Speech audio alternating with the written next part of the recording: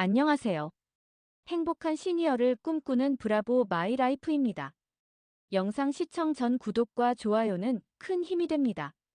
요즘 모르는 번호로 전화가 오면 의심부터 하게 되시죠?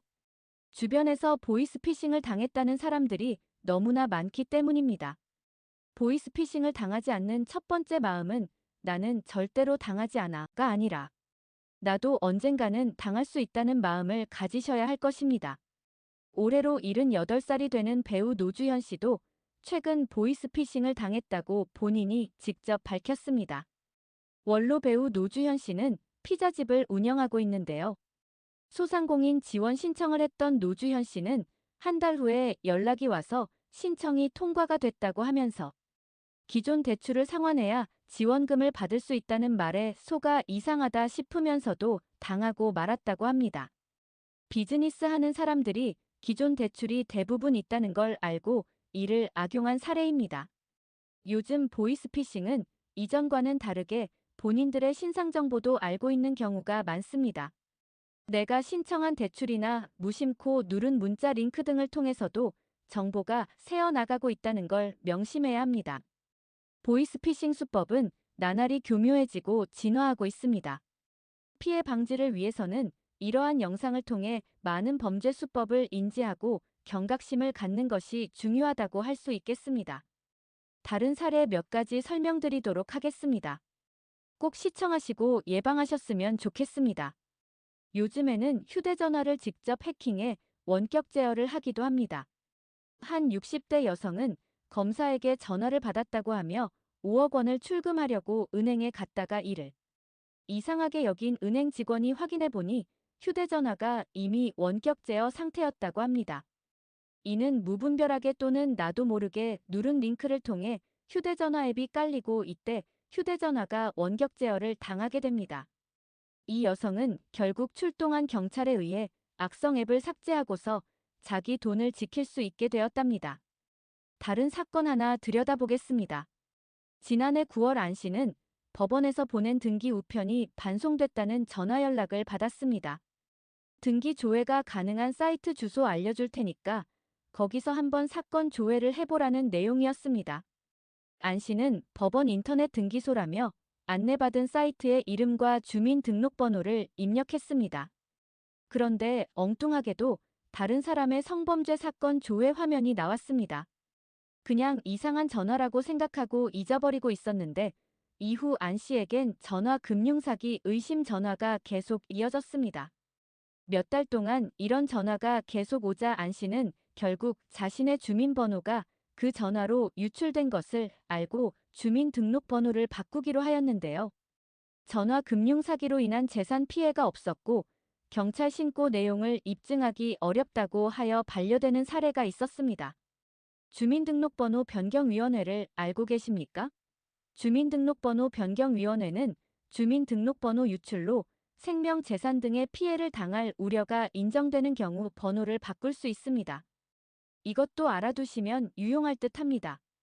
안 씨의 경우 반려가 되었지만 다시 이의를 제기하며 재심을 통해 다시 논의하겠다는 답변을 받았다고 합니다.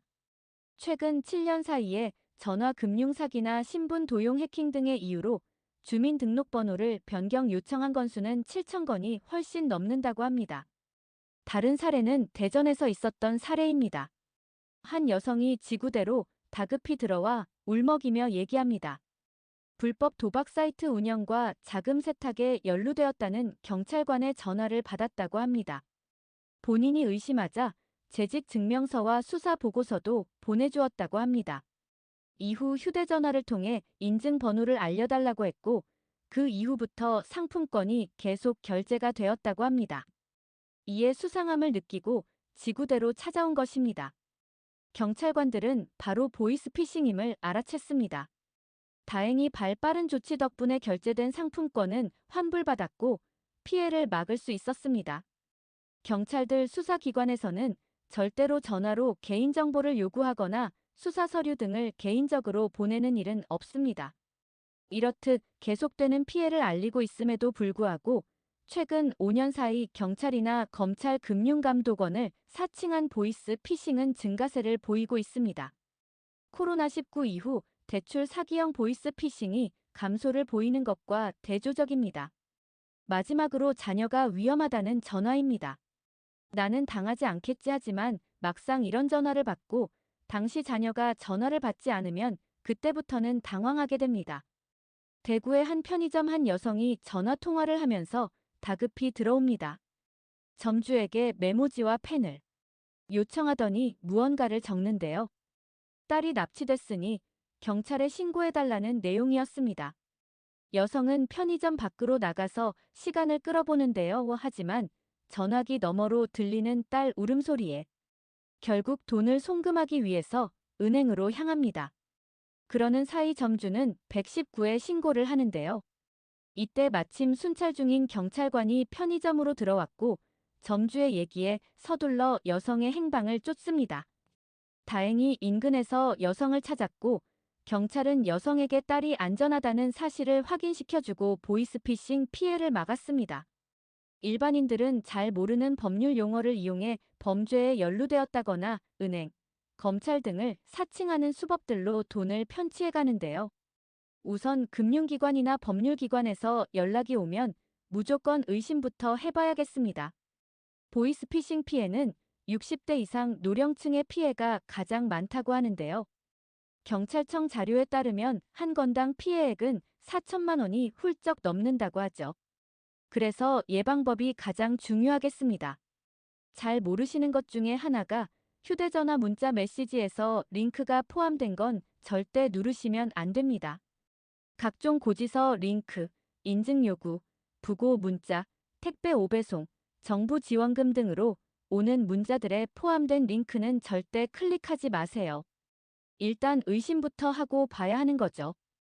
돈을 요구하는 경우에는 반드시 전화를 끊고 본인 전화기가 아닌 PC나 다른 사람의 휴대전화로 해당 기관의 대표번호로 다시 전화를 걸어 확인해야 합니다.